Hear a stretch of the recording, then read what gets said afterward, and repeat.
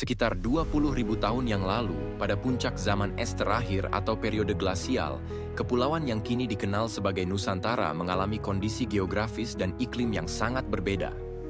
Zaman es atau Pleistosen ditandai oleh suhu global yang jauh lebih rendah dari hari ini. Gletser tebal menyelimuti wilayah Eropa, Amerika Utara, dan bagian lain dunia, sementara di Asia Tenggara, termasuk Nusantara, dampaknya terasa dalam bentuk rendahnya permukaan laut dan perubahan ekologi yang signifikan. Selama zaman es, permukaan laut di seluruh dunia turun hingga sekitar 120 meter lebih rendah dari saat ini. Dampak terbesar dari ini di Nusantara adalah terbentuknya daratan luas yang menghubungkan pulau-pulau besar seperti Sumatera, Jawa, Kalimantan, dan daratan utama Asia. Wilayah daratan ini dikenal sebagai paparan Sunda dan membentang sebagai satu kontinuitas tanah luas, menjadikan wilayah yang sekarang terpisah oleh laut menjadi satu ekosistem besar. Di sisi timur, paparan Sahul menghubungkan Australia dengan Papua, menjadikan kawasan tersebut bagian dari satu ekosistem yang lebih luas.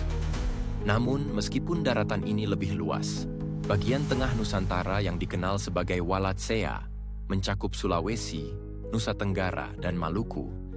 Zaman es memberikan tekanan besar pada ekosistem, tetapi juga memungkinkan keanekaragaman hayati yang luar biasa di Nusantara.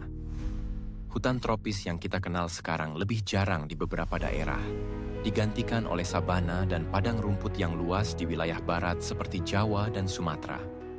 Mamalia besar, seperti gajah purba, stegodon, harimau, dan badak, berkeliaran di daratan ini, bersama dengan berbagai spesies yang sekarang hanya ditemukan di Asia daratan. Di Wallacea, spesies unik berkembang karena keterisolasian geografis. Burung dan mamalia yang tidak ditemukan di daratan Sunda atau Sahul berevolusi di sini, menjadikan Nusantara salah satu tempat dengan keanekaragaman hayati yang sangat tinggi. Manusia juga memainkan peran penting dalam lanskap Nusantara selama zaman es. Bukti arkeologis menunjukkan bahwa manusia purba seperti Homo erectus sudah ada di Jawa sejak sekitar 1,5 juta tahun lalu, jauh sebelum zaman es terakhir. Namun manusia modern, Homo sapiens, mulai memasuki wilayah Nusantara sekitar 60.000 tahun yang lalu, ketika kondisi mulai lebih dingin.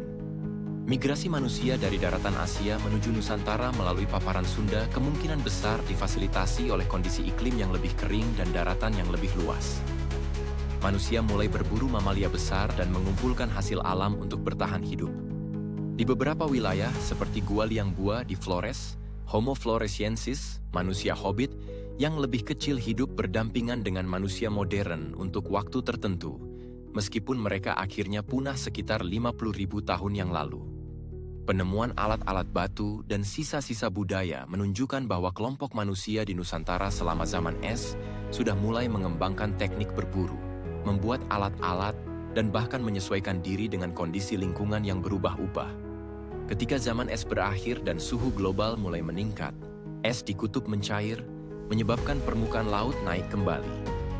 Daratan yang sebelumnya terhubung mulai terpisah menjadi pulau-pulau seperti yang kita kenal sekarang. Proses ini berdampak besar pada migrasi manusia, flora, dan fauna di wilayah Nusantara, dan membentuk geografi kepulauan yang khas. Kehidupan manusia pada masa ini masih sangat bergantung pada alam, dengan teknologi sederhana untuk berburu dan mengumpulkan makanan. Wilayah Nusantara berperan penting sebagai jalur migrasi antara Asia dan Australia, yang mempengaruhi perkembangan budaya dan penyebaran manusia modern.